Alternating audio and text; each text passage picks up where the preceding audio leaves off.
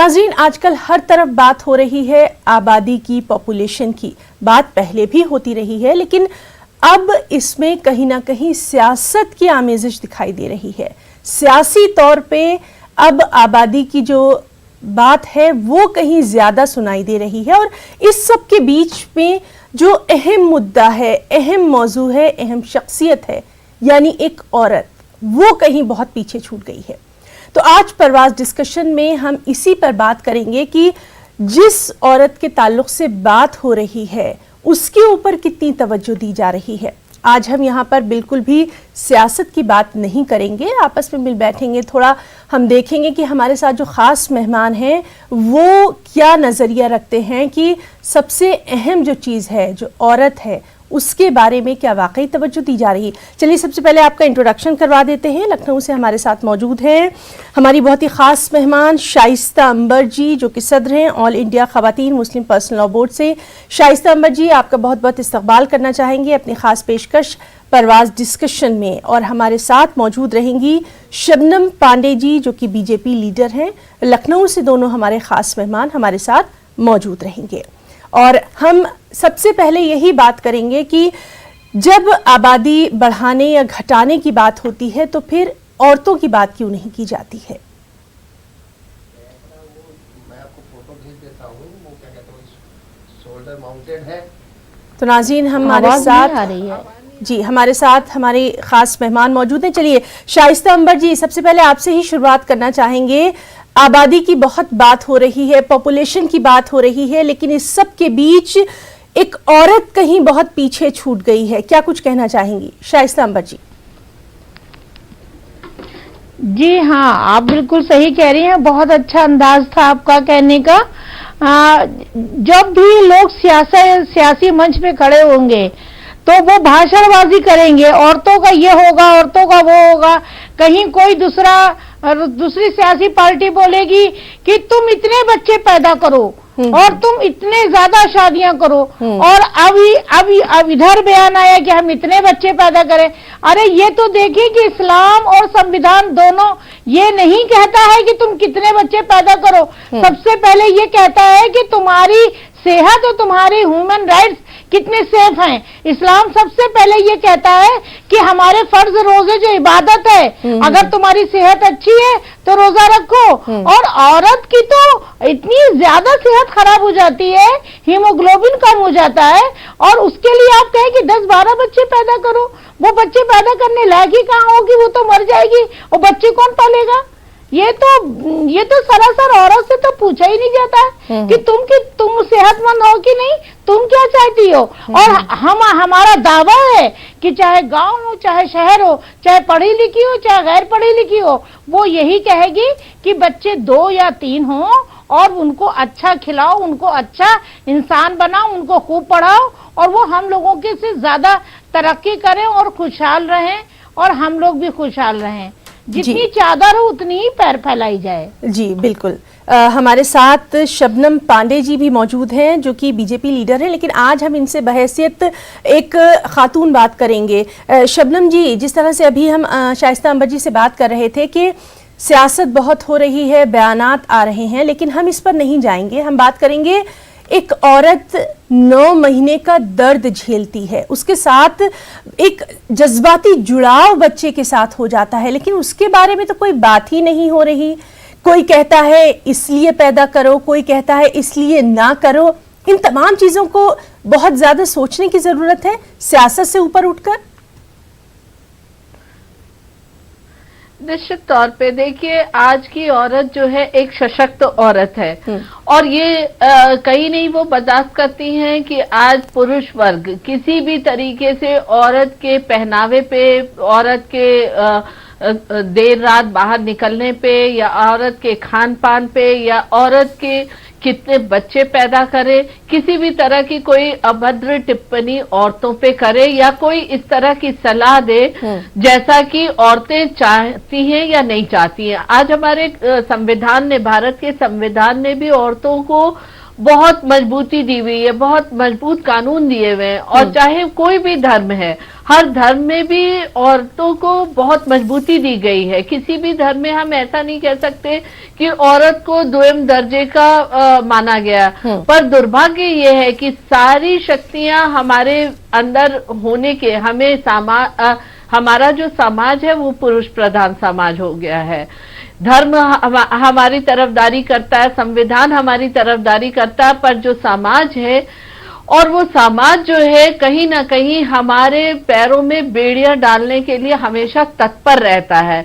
पर औरतों ने भी अपने कमर कस लिए हैं इस तरह की टिप्पणी करने वालों का विरोध करती हूँ। और मैं तो आपके चैनल के माध्यम से कहूंगी कि औरतों को कभी भी इस तरह की जब टिप्पणी कोई करे, अभद्र टिप्पणी कि इतने बच्चे पैदा करें, ये कपड़े पहने, इस तरह का मेकअप करें या ना करें या बाहर निकले, तो आगे बढ़ के मुंह तोड़ जवाब देने की जरूरत है इसमें। क्योंकि आज हमारी सरकार और हमारा देश चाहता है कि महिलाएं सशक्त होएं, महिलाओं के पढ़ाई पे बात की जाए, महिलाओं की नौकरियों पे बात की जाए, महिलाओं को किस तरीके से सशक्त करके स्वावलंबी बनाया जाए इस पर बात की जाए। और जब सरकार इतनी जोर शोर से इस पे प्रयास कर रहे हैं, तो ये जो लोग इस तरह की बातें करते हैं वो कहीं ना कहीं उस मंसूबे पे पलीता लगाने का काम करते हैं। तो मैं पूरी तरीके से इसका विरोध करूंगी। अगर महिला चाहे तो एक बच्चे पैदा करे, और जिस तरह से असम सरकार ने कहा कि 2 बच्चों वालों को हम सरकारी नौकरी देंगे, मुझे लगता है ये बहुत जरूरी है। जिस देश में हम रहते हैं उस देश में पूरे विश्व का मात्र 2% जमीन है हमारे पास, पूरे विश्व का मात्र 4% जल है हमारे पास। आज अगर हम सजग नहीं होंगे तो कल हमारी जो पीढ़ियां आएंगी वो जल बगैर मरेंगी, वो जमीन बगैर रहेंगी। तो आप अगर चाहते हैं कि अपनी पीढ़ियों को बर्बाद कर दें, उन्हें जल के पानी बगैर मरने को छोड़ें, तो निश्चित तौर पे आप कुछ भी बयान दे सकते हैं। तो ऐसे लोग इंसानियत के दुश्मन माने जाने चाहिए, ऐसे लोग धर्म के दुश्मन माने चाहिए। और अगर राजनीति में हैं तो निश्चित तौर पे राजनीति करने ऐसे लोगों को राजनीति से भी बेदखल कर देना चाहिए, जो ये सलाह दें कि औरतों को ज्यादा बच्चे पैदा करने चाहिए। जी शबनम जी, राजनीति तो लगातार हो ही रही है और इसीलिए आज हम ये डिस्कशन कर रहे हैं कि सियासत नहीं होनी चाहिए, उस औरत की बात होनी चाहिए जो कि एक जिंदगी को दुनिया में लाती है। शाइस्ता जी, आपने चूंकि बहुत ज़्यादा काम किया है सामाजिक तौर पे, और अक्सर हमने ये भी देखा है कि जो एक मखसूस तबका है, एक ख़ास जो सोशल कैटेगरी है, उसमें कहीं ना कहीं ये ज़्यादा देखने में आता है कि बच्चे जो हैं वो लगातार उनको आबादी जो है वो बढ़ती चली जाती है। लेकिन अब जो ख़ास तौर पे इसमें सियासत आ गई है कि बच्चे पैदा करना है, बच्चे नहीं करना है, एक औरत को फैसला लेने का हक क्यों नहीं है?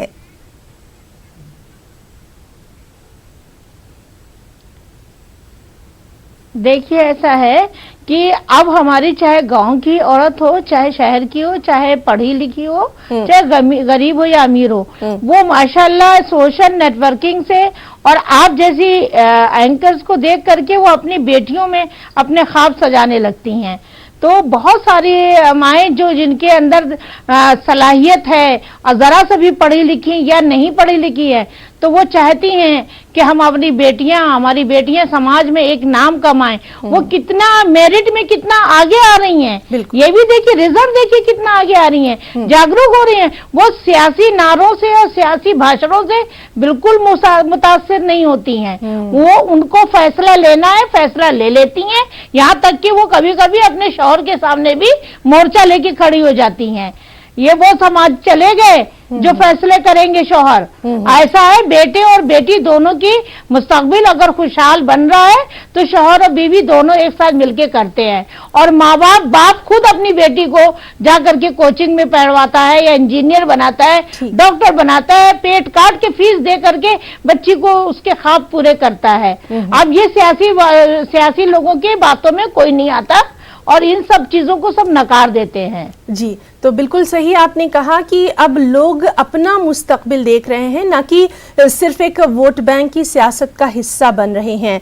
और शबनम पांडे जी, आपसे भी यही जानना चाहेंगे, हम एक औरत के तौर पर अगर सोचें तो एक औरत की जो हेल्थ है, उसकी सेहत, वो सबसे ज्यादा जरूरी होती है एक पूरे सेहतमंद समाज के लिए। शायद मैं गलत नहीं हूं? निश्चित तौर पे हिना जी, आपने बहुत बड़ी बात बोली है कि देखिए, कोई महिला जो है वो पूरे परिवार को देखती है, और अगर वो स्वस्थ होती है तो स्वस्थ बच्चे को भी जन्म देती है, और वही बच्चा हमारे देश का भविष्य होता है। और कहीं ना कहीं अगर औरत तभी स्वस्थ होती है जब वो जिस्मानी तौर पे भी स्वस्थ हो और मानसिक तौर पे भी स्वस्थ हो। जिस तरीके की प्रताड़ित करने वाली बातें जो पुरुष समाज कभी कभी बोलता है, मैं सारे पुरुष समाज को भी नहीं बोलूंगी, क्योंकि हम आप अगर आज एक मुकाम तक पहुंचे हैं तो कहीं ना कहीं घर के की महिलाएं और पुरुष और हमारे अगल बगल के जो पुरुष वर्ग हैं या महिला वर्ग हैं, उनके योगदान से हम यहाँ तक पहुंचते हैं। तो जो पिछड़ी हुई मानसिकता रखते हैं, ऐसे पुरुषों को ये जरूर जवाब देना चाहिए कि हाँ, अगर महिला मानसिक और शारीरिक तौर पे मजबूत होगी तभी एक मजबूत बच्चे को जन्म देगी, एक नैतिकता से परिपूर्ण हमारे नागरिक को परवरिश भी देगी। वो जो बच्चा है देश का नागरिक होगा तो उसको वो परवरिश भी तभी अच्छी दे सकती है जब खुद स्वस्थ हो। तो सरकारें स्वस्थ महिलाओं के स्वास्थ्य के लिए तमाम योजनाएं सरकारों ने दिया हुआ है। गर्भ धारण करने से लेके डिलीवरी कराने तक में, प्रसव कराने तक के लिए सरकार पैसे के तौर पे और तरह तरह के वैक्सीनेशन वगैरह देती रहती है। तो एक स्वस्थ देश बने इसके लिए। और ये बहुत बड़ी बात है कि अगर महिला अनपढ़ भी होती है, आज के युग में हम देख रहे हैं किसी भी समुदाय की, किसी भी जाति धर्म की महिला अगर वो अनपढ़ भी है, वो सोशल मीडिया को देख के, इलेक्ट्रॉनिक मीडिया को देख के या समाचार पत्रों को देख के या तमाम तरीके की जो आज जागरूकता अभियान है उसको जानकर वो आज अपनी बेटियों को पढ़ा रही हैं, आगे बढ़ा रही हैं। और जो बेटियां हैं वो इतनी जागरूक है कि वो आज किसी के कहे पे 10 बच्चे पैदा करने का कभी भी मंसूबा नहीं रखती हैं, वो बगावत करती हैं। और ये बात सही है, गर्भ धारण करना या गर्भ को इसका फैसला गिराना, ये दोनों की आजादी महिलाओं को है। हाँ। इसका फैसला लेने का पूरा हक महिलाओं को ही है। हाँ। इस पर किसी का दबाव कभी नहीं चल सकता है। तो उन लोगों की जिनकी मानसिकता ज्यादा बच्चे पैदा करने की जो समझ बनाना चाहते हैं, उन्हें कहीं ना कहीं ऐसी ही महिलाएं मुंह तोड़ जवाब दे रही हैं जो खुद इस बात को डिसीजन लेती। मैं ये नहीं कहती इससे परिवार में कहीं किसी तरीके का विद्रोह होना चाहिए। आज परिवार के लोग भी समझ रहे हैं कि अगर कम बच्चे होंगे तो हम उसको अच्छा खिला पहना सकेंगे, अच्छी उसकी परवरिश कर सकेंगे, अच्छी शिक्षा दे सकेंगे। और वो भी चाहते हैं कि जो अधिक पैसे वाले लोग जिस तरीके से अपने बच्चों की परवरिश कर रहे हैं, अगर हम 1 या 2 बच्चे रखेंगे तो हम उनके समानांतर अपने भी बच्चों को परवरिश दे सकेंगे। सरकार लगातार कितने स्कॉलरशिप, छात्रवृत्ति की योजना चलाते हैं। तो ये अब किसी के कहे पे कोई औरत 10 बच्चे को जन्म नहीं देने जा रही है। और कोई भी ये कहता है कि हमारे धर्म में, चाहे हिंदू धर्म के लोग कहें, चाहे मुस्लिम धर्म के, ईसाई धर्म के कहें कि हमारे धर्म में ऐसा है, तो हर धर्म ये कहता है कि आपके बच्चे अगर हैं तो उसकी परवरिश भी आपको बहुत अच्छी करनी चाहिए। अगर आप परवरिश अच्छी नहीं करते बच्चे के तो कहीं ना कहीं आप अपने ईश्वर, अपने अल्लाह, अपने मसीह को नाराज कर रहे हैं। तो इस बात को महिलाएं अच्छे से समझ गई हैं, क्योंकि धर्म का इंटरप्रिटेशन गलत तरीके से होता है, धर्म को गलत तरीके से समझाया जाता है। तो अब तक महिलाएं उसके गिरफ्त में थी, अब महिलाएं खुद पढ़ चुकी हैं और उन्हें पता है कि हम ऐसी कोई भी चीज नहीं करेंगे जिससे आने वाला हमारा समाज या आने वाला हमारी पीढ़ी जी, जी। काफी सारे खामियाजा भुगतने जी, पड़े। जी। और महिलाओं को देखिए, जहां हम उन पुरुषों से मैं कहना चाहूंगी, आप ये बात करिए कि महिलाओं को सियासत में कितनी भागीदारी मिलनी चाहिए, महिलाओं को उच्च शिक्षा में कितनी भागीदारी मिलनी चाहिए, महिलाओं को रोजगार में कितनी भागीदारी मिलनी चाहिए, ना कि ये कहें कि महिलाएं क्या पहने और महिलाएं कितने बच्चे जन्मे। अब महिलाओं को उपयोग की वस्तु समझना बंद कर दें। जी शाइस्ता अंबर जी, आपसे भी हम यही बात कर रहे हैं कि आबादी चाहे कम हो या ज्यादा हो, ये तो अलग है, लेकिन एक औरत के जो जज्बात हैं, उसके जो एहसासात हैं, बहैसियत एक औरत, क्या आप नहीं समझती कि वो ज्यादा जरूरी है? क्योंकि आखिर बच्चा जो है सबसे पहले अपनी माँ से ही जुड़ाव महसूस करता है। एक औरत के लिए उसकी सेहत सबसे ज्यादा जरूरी है, उसका जो जज्बाती जुड़ाव है, ममता सबसे ज्यादा अहम है। जी, आपने बहुत ही जज्बाती सवाल भी किया और हकीकत का आईना आपने पेश किया है, क्योंकि मैं 25-30 साल से उन गरीब औरतों और मासूम बच्चियों के चेहरे पर वो टपकते हुए आंसू और आंखों से के सपने उजड़ते हुए देखे हैं हमने। उन बच्चों को उन माओं को देखा है, उन लड़कियों को देखा है जो वो खुद अभी बच्ची थी, माँ की गोद की जरूरत थी और वो खुद माँ बन गई। तो उनके जब घर टूटते हैं तो वो माँ अपने को बेच करके अपने बच्चे को पालना और पढ़ाना और सपने सजाने की बात करती है। वो कहती है कि मैं जिस तरह बर्बाद हुई हूँ, मैं चाहे अपना तन बेच दूंगी, अपना किडनी बेच दूंगी, मुझे कुछ भी कहीं भी कुछ करवा लिए, मेरी बच्ची को बचा लिया और मैं अपनी बच्ची को किसी भी तरीके से, मैं बाप तो चला गया, अब मैं अपनी बच्ची को मैं इसको जिंदगी एक अच्छा मुस्तकबिल देना चाहती हूँ। तो लोगों की जहनियत को पहले खत्म करना पड़ता है। अब लोगों की जहनियत, हम लोग सदियों से लड़ते आए हैं, आज हम हैं, आज आप हैं, आपके बाद कोई और है, कोई और आता रहेगा, सदियों चलता रहेगा। बिल्कुल। लेकिन हम लोग जो मिशन या आंदोलन या तहरीक लेके चले हैं, वो आवाज खत्म नहीं होती, वो जमीन से लेके आसमान तक और इतिहास बन जाती है। और जो लंबी लाइन खींचता है एक सही आवाज के लिए, इंसानी हुकूक के लिए, औरतों के हुकूक और उनकी परेशानी और उनके ऊपर हो रहे जुल्म को लेकर के, कितना जुल्म होता है औरतों पे, कितना जुल्म होता है। कुछ शरीफ घर की औरतें तो कहती ही नहीं है। हमारे पास ऐसी ऐसी शरीफ घरानों की औरतें आती हैं कि वो कहती नहीं शर्म के मारे, हमें उनका भी घर जोड़ना पड़ता है। और अल्हम्दुलिल्लाह मैं बड़ी खुश नसीब हूँ कि उनके टूटे हुए घरों को जोड़ा, उनके बच्चों को माँ बाप से मिलाया।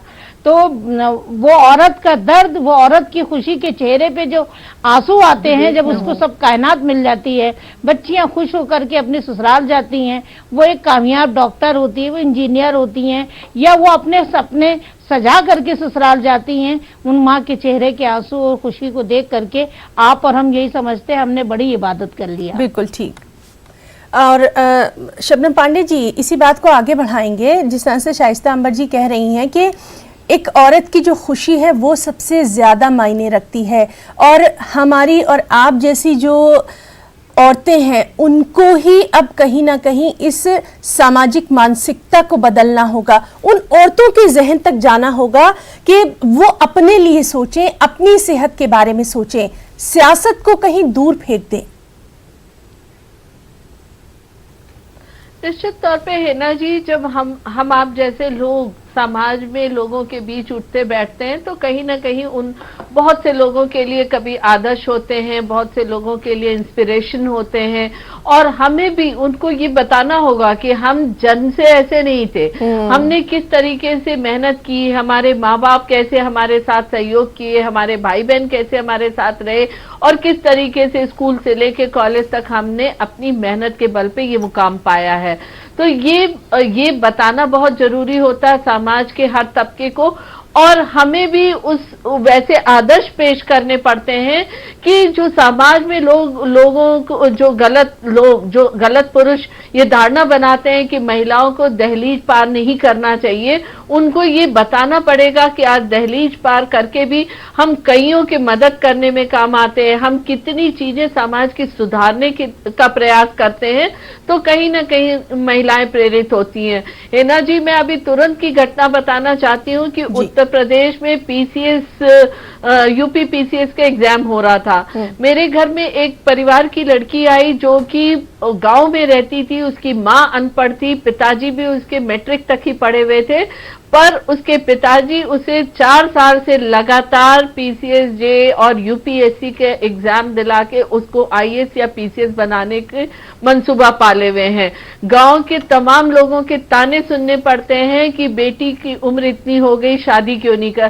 तो आज वो अनपढ़ माँ बाप भी जोर शोर से, चाहे वो किसी भी तबके के हों, वो गांव में रहते हो या शहर में रहते हो, गरीब हो या अमीर हो, आज उन्हें समझ में आया है कि अगर हम बेटियों को पंख देंगे तो बेटियां कई ऊंची उड़ान उड़ सकती हैं और वो अपने माँ बाप का, अपने गांव का, अपने शहर का नाम रोशन करती है। तो माँ बाप का भरोसा आज बेटियों पे बढ़ा है, समाज का में भी बदलाव आ रहे हैं, लेकिन कुछ लोग ऐसे हैं जो इससे परेशान हैं और वो बीच बीच में इस तरह के बयान देते हैं कि महिलाएं ज्यादा बच्चे पैदा करें या महिलाएं ऐसे कपड़े ना पहने, ये ना करें, वो ना करें, ताकि वो सोचते हैं कि हम इनके ठेकेदार बने रहें। पर हाँ, कहीं ना कहीं आज महिलाओं को भी मजबूती से इसमें करारा जवाब देने की जरूरत है और उन समाज के उन पुरुषों को भी सामने आके बताना पड़ेगा कि नहीं, महिलाएं कहीं ना कहीं हमसे बेहतर जिम्मेदारी निभाती हैं, हमसे बेहतर पढ़ती हैं। अगर अवार्ड मिलता है तो ज्यादा प्रतिशत उत्तर प्रदेश के भी कई यूनिवर्सिटीज के अवार्ड फंक्शन में मुख्यमंत्री हो या गवर्नर हो, वो कह चुके हैं कि छात्राओं ने बाजी मारी। तो आज इस बात का भरोसा हमने समाज में दिलाया है कि हमें अगर पंख दिया जाए तो हम बाजी मार लेंगे। जी बिल्कुल। शबनम जी, क्या वाकई में औरतों के सामाजिक रुतबे की बात हो रही है या सिर्फ बयानबाजियां हो रही हैं? एक औरत के तौर पे जानना चाहूंगी। निश्चित तौर पे देखिए, बहुत सी कहीं ना कहीं कुछ बयान ऐसे होते हैं जो महिलाओं को मजबूत करने के लिए, सशक्त करने के लिए होते हैं, और कुछ बयान ऐसे होते हैं जो केवल बयानबाजी पे। तो कहीं ना कहीं धरातल की उस हकीकत को हमें जानना होगा। महिलाएं आगे बढ़ी हैं, बेशक उसमें कोई शक नहीं है कि महिलाएं आगे बढ़ी हैं, पर अभी बहुत सी ऐसी महिलाएं हैं जिन्हें हमें सशक्त करना है।